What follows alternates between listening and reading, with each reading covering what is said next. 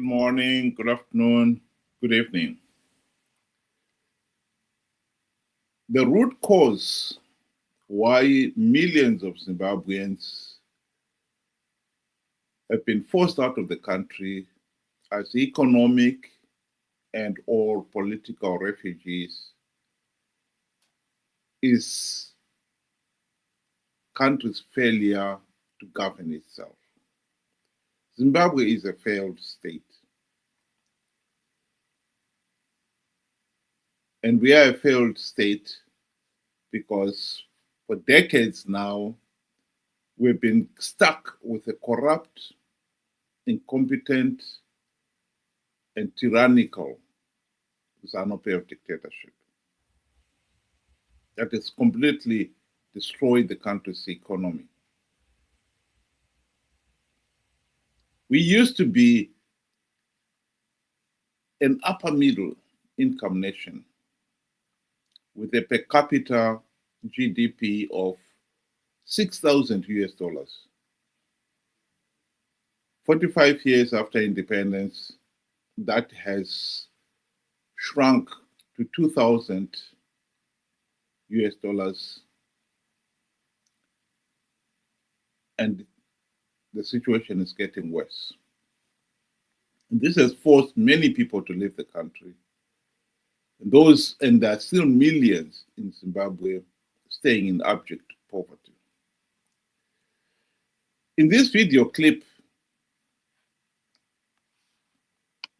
it's reporting that South Africa government is stepping up on removing illegal immigrants in that country.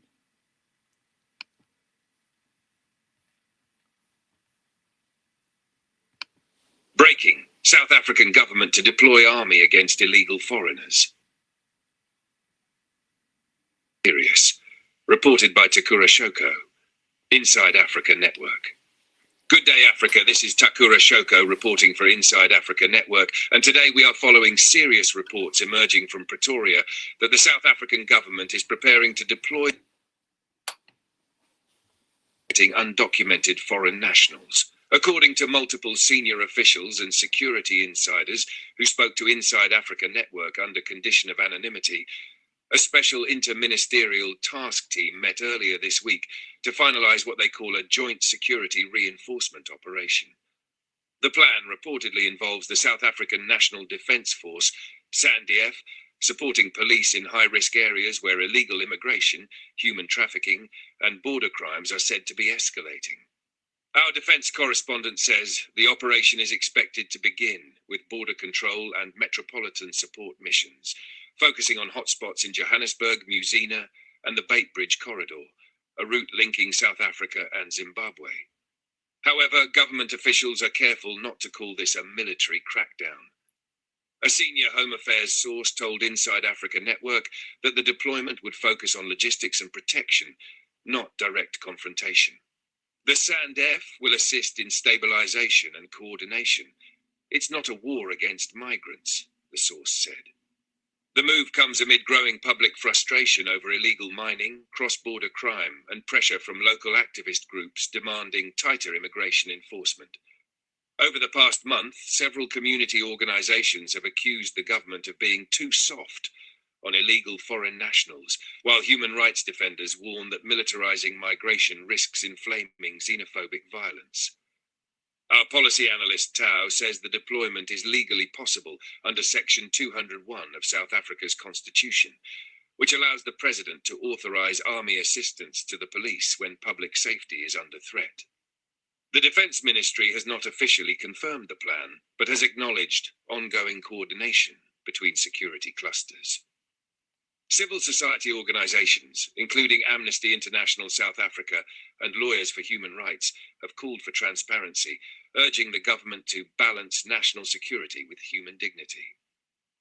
Eyewitnesses along the Musina Beitbridge border zone say military vehicles have already been seen patrolling key checkpoints, though the Defense Ministry insists these are routine operations.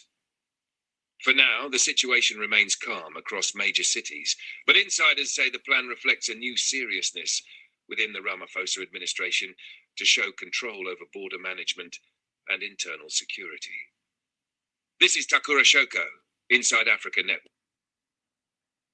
Well, if one has to be honest here, one cannot say a surprise to hear it. This has been long in coming. Let me say clearly from the outset that my heart bleeds over the individuals who will be caught in such operations. No one would leave their own home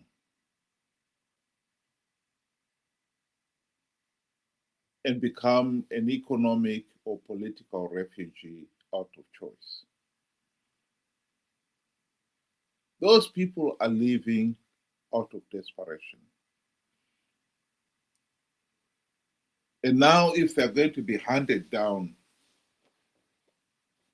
one can feel sorry for them because obviously they will feel trapped. And that's the tragedy of it all. As a nation, we have got to accept that we have allowed this problem to fester for decades. The problem of bad governance is not a new problem in Zimbabwe. We've known this for a long time. By the late 1990s, many Zimbabweans had come to the conclusion that ZANU-PF was corrupt, incompetent, and as long as the regime stayed in power, the country was going to be destroyed. And that is exactly what has happened. The question then is, why have we as a people failed to solve this problem? This is a man-made problem. Zimbabwe's economic and political crisis is a man-made problem. When the country gained its independence in 1980, we were an upper middle income nation. We're able to grow enough food to meet the country's requirement, to feed ourselves, and have access for export. But that has all disappeared. Zimbabwe's agricultural sector collapsed in the period 2000 to 2010, 2015, when ZANU-PF instituted its so-called land redistribution, where the regime's ruling elite seized the farms and gave them to the ZANU-PF leadership and their cronies, who failed to keep production. And the country has paid dearly for it.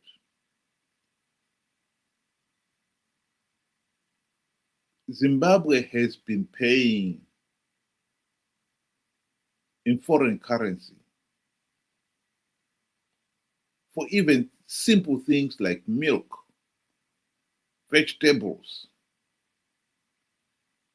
much more so maize and other foods, because our agricultural sector collapsed. And it has never really fully recovered. This year, the country has seen good rains, but each year when we have got a bad season, we are back to importing food again. No doubt this year's harvest, when it comes in, most of it will be wasted because there are no sufficient storage spaces. Even transporting that harvest from the fields to the storage facilities is going to be a challenge, given Zimbabwe's collapsed infrastructure. Our roads and railway are barely functioning. That is the tragedy of Zimbabwe. What is at the root of Zimbabwe's economic meltdown and political paralysis is that we have failed to remove ZANU-PF from office, even when it was clear to the people that the regime was corrupt, incompetent, and utterly useless. Because the regime was able to rig elections to stay in power. That is at the heart of the problem. Let me say here, the people did make an effort to address that problem by making a conscientious decision in the late 1990s that they will elect opposition leaders whose number one function would be to implement the democratic changes necessary to end the ZANU-PF dictatorship.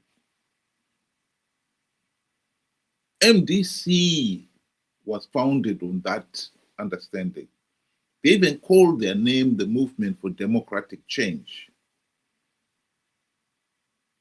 promising the nation that they would deliver the democratic change the nation was dying for.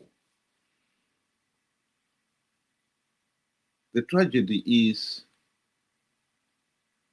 25 years down the line, ZANU-PF is still able to blatantly rig the elections. We are still stuck with the same corrupt and incompetent ZANU-PF regime. And the people, the ordinary people, have voted with their feet. They've been leaving the country in droves. For those really desperate people, South Africa was one escape. And now what we are facing here is the reality that that loophole is being closed.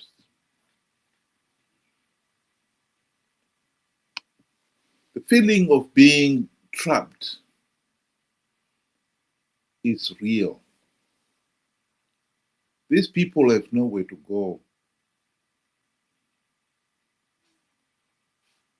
Zimbabwe's economy has never recovered, and it's not likely to recover either.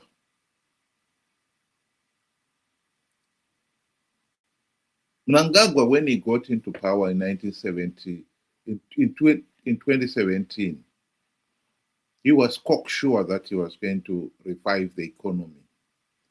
His so-called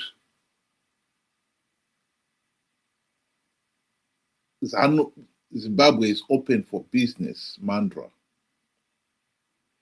failed to attract the flood of investors which he had hoped.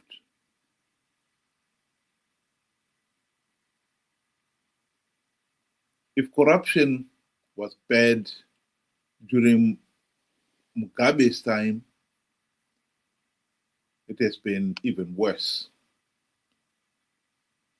under Mnangagwa. This is at the heart of why Zimbabwe is a failed state. We as a people, we cannot deny that we are responsible for it.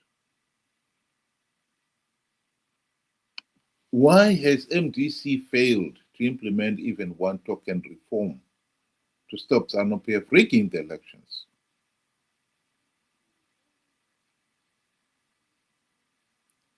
We have been discussing this very item this last week. We've said on this platform that Mugabe and Mnangagwa have bribed the opposition leaders to forget about the reforms. And last week we had more details showing that the opposition leaders, the likes of Chamisa, Tendai Biti, Welshman Ngube, and Morgan Tsvangirai himself, received farms from ZANU-PF, Faramromo. And what is so disappointing here is, even when we had learned that the opposition had sold out, many of us have not had the guts to stand up and say the opposition has failed. And thus perpetuating the dictatorship. Well, the chickens have come home to roost. The suffering of the ordinary people in Zimbabwe has gone up significantly. Many had escaped to South Africa not out of choice, but with that hole closed, they will feel boxed in.